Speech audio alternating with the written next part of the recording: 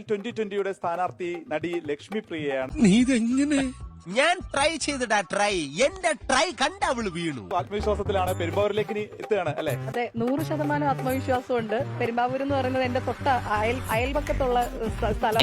ഇപ്പൊ തന്നെ പൊളിക്കാട്ടാ. പ്രചരണത്തിന് എല്ലാവരും പ്രതീക്ഷിക്കുന്നുണ്ട്.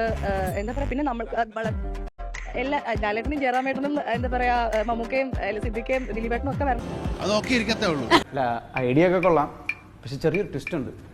ഏപ്രിൽ 2020 സ്ഥാനാർത്ഥി ലക്ഷ്മി പ്രിയയ്ക്ക് വോട്ടേഴ്സ് ലിസ്റ്റിൽ പേരില്ല. ഇന്ന് നടത്താനിരുന്ന റോഡ് ഷോ മാറ്റിവെച്ചു. മറ്റൊരു സ്ഥാനാർത്ഥി ഇന്ന് തന്നെ പ്രഖ്യാപിക്കാൻ 2020 തിരക്കിട്ട ശ്രമങ്ങൾ നടക്കും.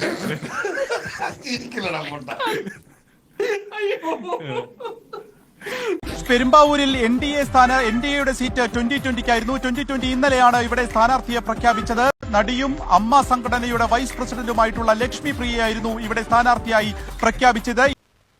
അങ്ങനെ പവനായി ശവമായി എന്തൊക്കെ ബഹളമായിരുന്നു. മലപ്പുറം കത്തി, മെഷീൻ ഗണ്ണ്, ബോംബ്, ഒലക്കര മൂട്. ഇന്ന് വൈകുന്നേരം റോഡ് ഷോയും തീരുമാനിച്ചിരുന്നു. ഈ സമയത്താണ് ഏറ്റവും പ്രധാനമായിട്ടുള്ള വിവരം ഇപ്പോൾ അറിയുന്നത്. വോട്ടേഴ്സ് ലിസ്റ്റിൽ ലക്ഷ്മി പ്രിയയുടെ പേരില്ല.